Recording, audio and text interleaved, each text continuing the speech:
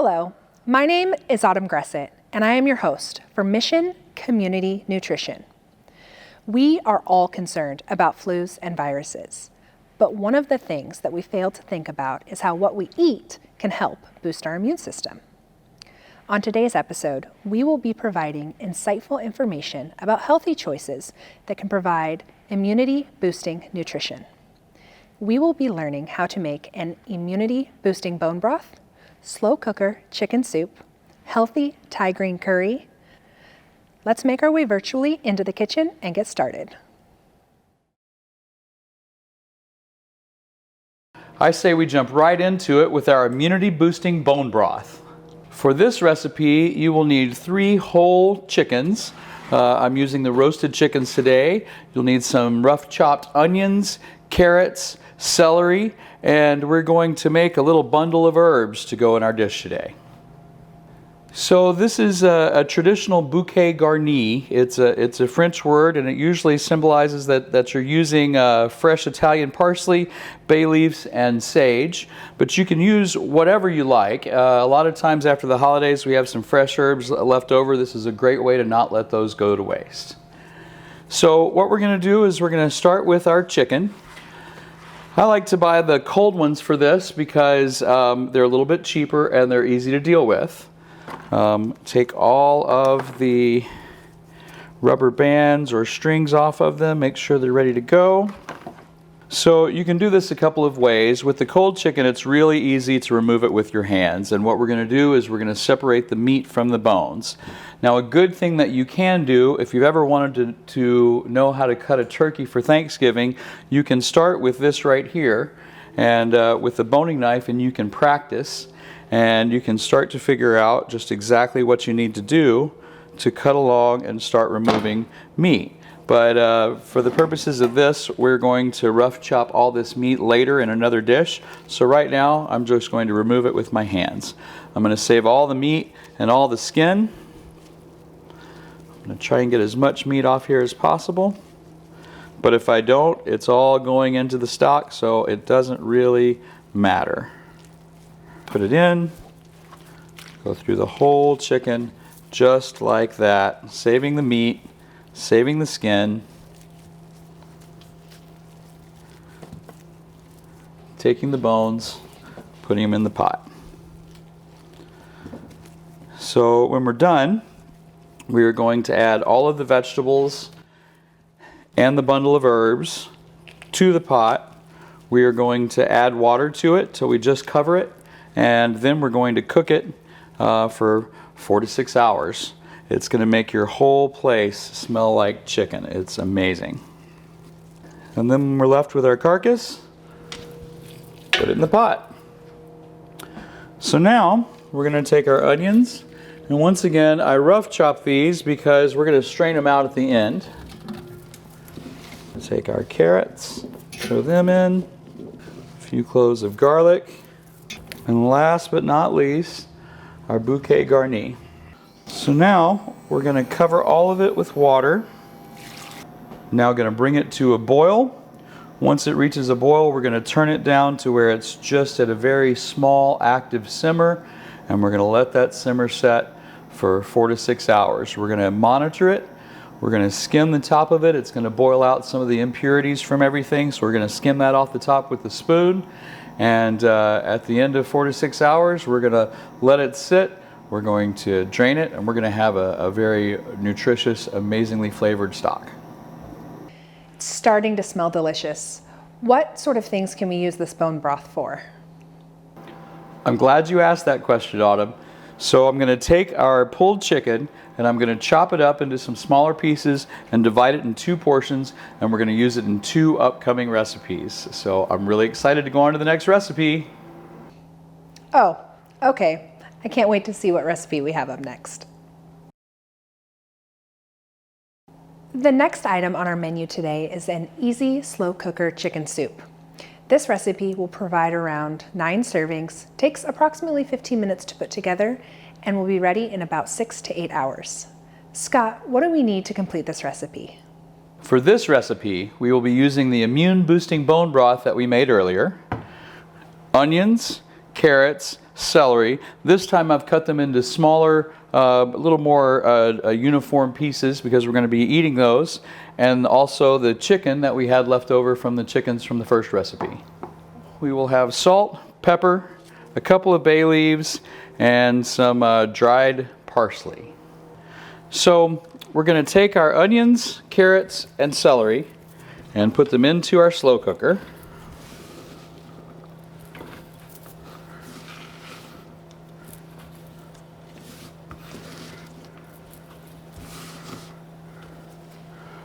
We're going to add our bone broth.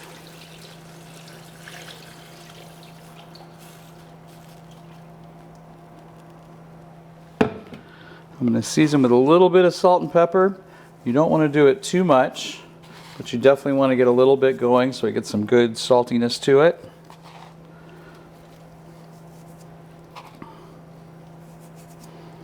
And we're going to add our bay leaves. Now, bay leaves provide a wonderful flavor, but you have to remove them. Do not eat these. Now we're going to let it sit for about 6 to 8 hours. Scott, are you going to be adding the egg noodles from the recipe now, or is that something that should be done later? The egg noodles should be added closer to the end, along with the diced chicken. So you'll add both the egg noodles and the diced chicken, let it cook for about 45 more minutes until the noodles soften up.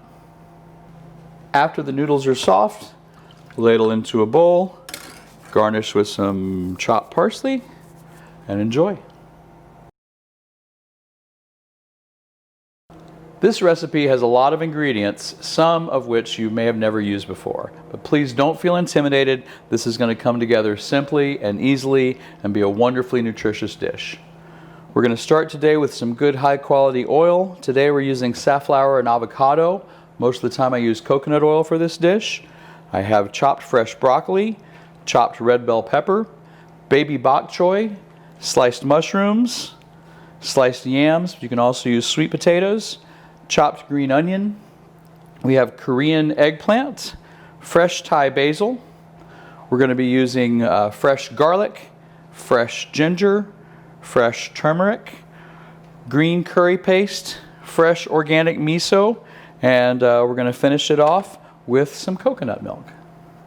So the first thing you'll want to do is make sure all your vegetables are chopped and prepped and ready to go. I'm going to start with some really good quality oil.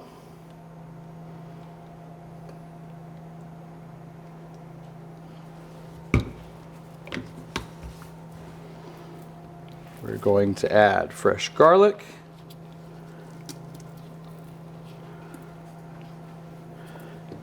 We're going to add fresh ginger. Now I'm not paying a lot of attention to how much I'm putting in, because one thing with ginger and garlic and onions is once you cook it and the flavor that you think of as being so pronounced, it really becomes fairly soft. So you can use a decent amount and not worry about it. There's turmeric as well. And then we're going to add this green curry paste.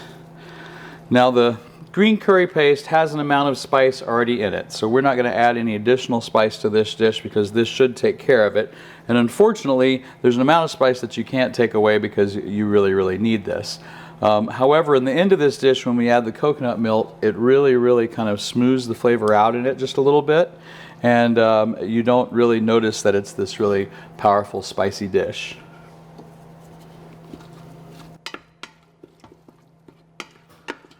So this is the technique part. What you're going to try to do here is keep it moving. You're going to saute it for just a few minutes till it opens up all those flavors. You're going to look for the sound of sauteing, and you'll also you'll have a great smell. It'll open up all the aromatics. But the biggest thing is while it's heating up, just keep it moving. Don't let it burn. Okay, now that I've softened up the garlic and the ginger and the turmeric, and I've made a paste out of the green curry, I'm going to start adding vegetables.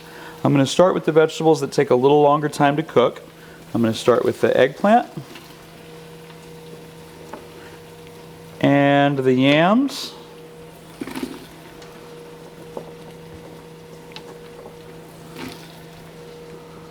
followed by the mushrooms and the bell pepper.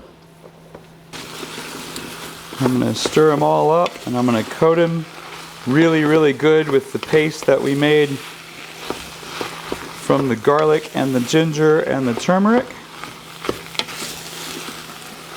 I'm going to get these vegetables to start sweating a little bit so it starts releasing some of the vegetable's own natural juices. Let that sit for a couple of minutes.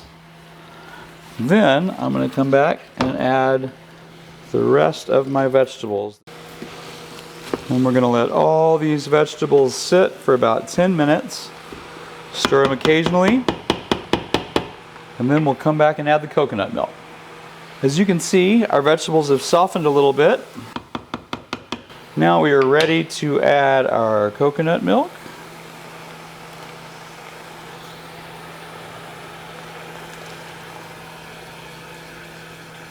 So now we just stir in the coconut milk. We are going to bring it up to a simmer. It's going to boil just a little bit, but you don't want it to boil too much. This coconut milk is fairly thick.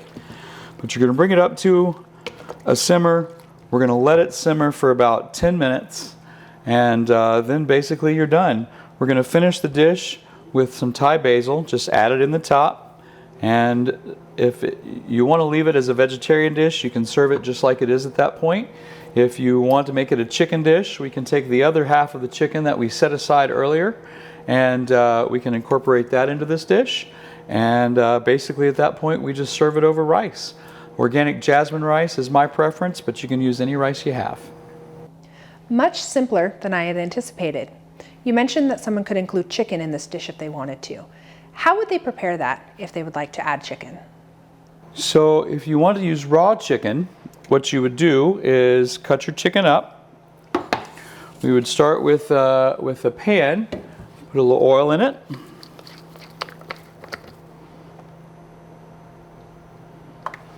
You would heat up the pan. You would start the chicken to saute. Just actually turn it white. When you get it to that white point, you would add sweet chili sauce. This is some of the best, one of the best sauces in my opinion for this dish. And mix it all together. Take it, pour it on a sheet tray, plop it into a 350-degree oven for about 10 minutes, and you have sweet chili chicken to top your Thai green curry. I'm going to add some fresh miso.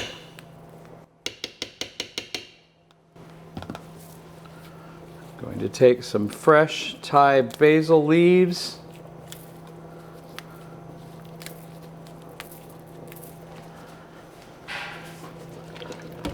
Stir all that up. Make sure the miso gets distributed throughout.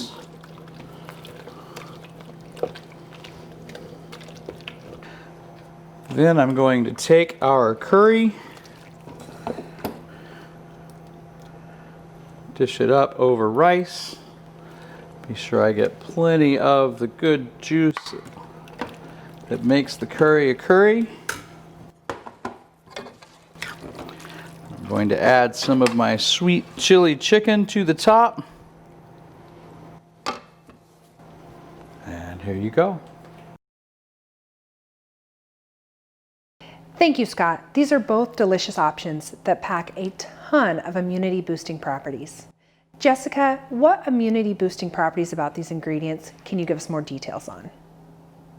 Thank you for joining us again for another episode of Mission Community Nutrition.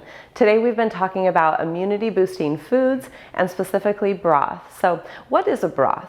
A broth is basically a simmered water with vegetables, aromatics, you can include meat of some sort, and then specifically including bones like we did today.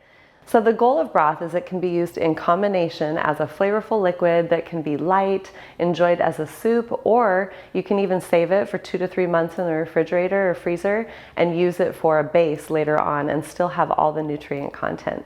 So broth is loaded with immune boosting properties, and we're going to talk more about that, but it's nutrient dense, low calorie, and incredibly flavorful. Broth specifically is high in minerals and collagen that is really derived from the brewed bones, the cartilage, the connective tissue in the process of actually simmering the bones. The bone broth is highly nutritious in amino acids, iron, and fatty acids, so your body really gets building blocks for what it needs to stay healthy. Broth is also rich in vitamins, minerals, including calcium, magnesium, phosphorus, selenium, zinc, vitamins A and K. And I don't know if you've heard, but as we come into the winter season and flu, cold season, when you can actually get that immunity boost of zinc and magnesium and calcium, it can actually shorten the duration of a cold or a flu if you happen to get it. So broth is a great way to incorporate that healthy nutrition into your meal plan. It's also beneficial for joints, so it can help reduce inflammation and arthritis. It's good for immunity boosting and the probiotics.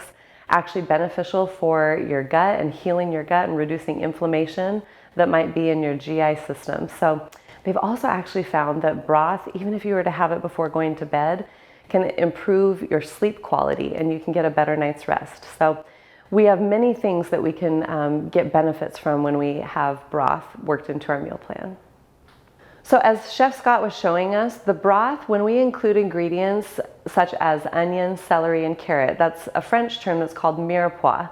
And there's many benefits of throwing in those three ingredients, but we see them often used in casseroles, stews, soups, braised meats, many dishes, and they really impart great flavor, but also nutrition. So when it comes to onions, onions are a great source of vitamin C. We also get B1, B6, vitamin K, biotin, chromium, fiber, folic acid. That's just from the onions. And the onions can actually help reduce our blood lipid levels, prevent blood clots, help lower blood pressure, and even help lower blood sugar. So if anyone has diabetes, onions are a great food to add into your meal plan so that you can get that lower blood sugar impact. They're also anti-inflammatory in property and help improve immunity. So whether it's asthma or congestion, it can actually help you breathe easier by including onions into your food supply. Carrots are a good source of vitamin A, and we always hear if you want to have better vision, eat your carrots. It's true. It helps with night vision, it helps with sight and being able to see better. And carrots also are a great source of potassium, thiamine, biotin, fiber, many nutrition benefits that we get from it. It helps protect against cardiovascular disease, can help protect against cancer, and also make sure that you keep your eyes really healthy and strong so you can keep that vision. Celery, the third part of our mirepoix, is actually also a good source of vitamin C, and we get our B1, our B6, our fiber, folic acid, potassium, and maybe you've heard of having celery juice as part of a diet plan. It actually does help protect your heart, lower inflammation within the body and the joints, lowers blood pressure, so if anyone has high blood pressure, work in that celery, and it helps prevent cancer. So more ingredients that we're adding into our broth. We have garlic, ginger, and turmeric, all of which are powerhouse antioxidants that help protect against cancer, inflammation, and we'll talk specifically about some of the benefits of each one. So garlic. Garlic is actually beneficial for immunity. Of course, we're talking about it in our immunity boosting episode. It actually also helps the heart, the liver, the lungs, can help counteract edema or fluid retention. So if you have phlegm or congestion in your lungs, can actually help conditions of dampness so that you can breathe easier. When it comes to ginger, ginger also beneficial for immunity, and ginger is also great for opening the lungs, helping our stomach, our digestion. Even people that struggle with motion sickness have found benefit from adding in ginger. It can improve conditions of arthritis and inflammation in the body, can help with blood circulation, and counteract other cold symptoms. And then lastly, turmeric. Turmeric is this wonderful phytochemical that is found in many curries or found as part of a bioavailable nutrient that when we include it with oil and we add heat to it, we actually get better absorption of turmeric. And turmeric itself is beneficial for immunity, again, just like the garlic and the ginger. It's good for the lungs. Your heart benefits from turmeric, your stomach. It also helps improve your blood circulation and your blood cholesterol.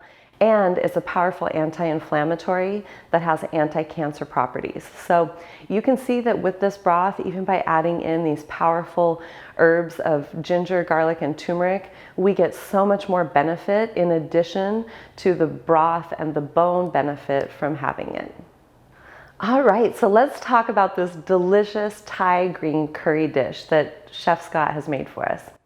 So first and foremost, because we put so many incredible ingredients into this, there are many benefits of this entire dish. Not just one single benefit, but many.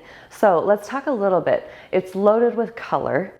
It's loaded with flavor. We get different odors that are powerful antioxidant rich vegetables. So the broccoli, the red bell peppers, bok choy, mushrooms, sweet potatoes, eggplant, green onions, sugar snap peas, basil, all of those beautiful vegetables and herbs thrown into our Thai green curry dish are really going to give you that pop of flavor, different profiles of flavor. So it's not all going to taste the same. And I can assure you, I've had this dish.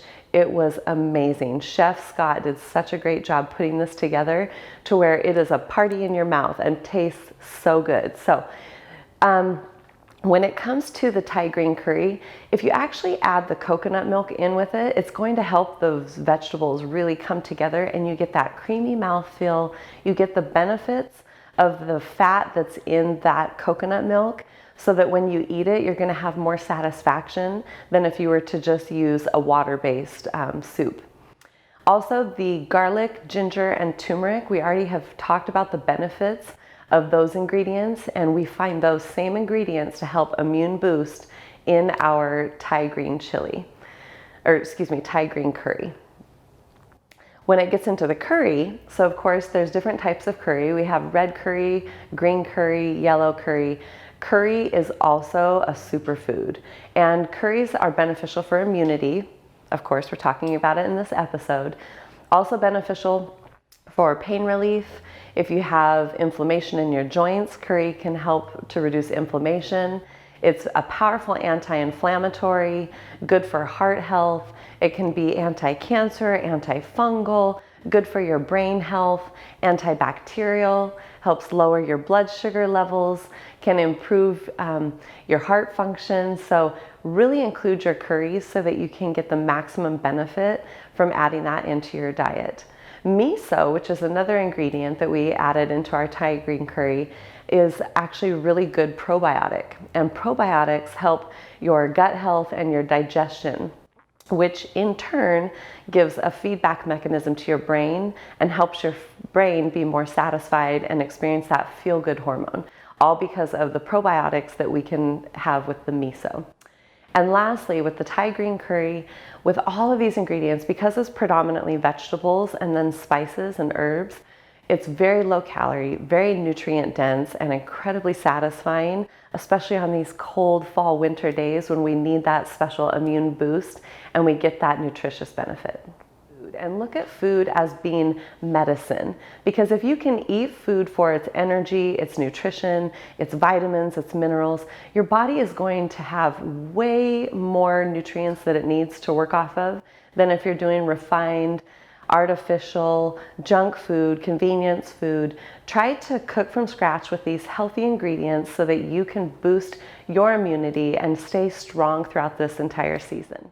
Again, thank you for your insightful information about today's ingredients. To find these recipes and more information, please visit nutritiouscommunity.com. Support for Mission Community Nutrition comes from the following. Thank you. CHI Franciscan, Spectra, City of Federal Way.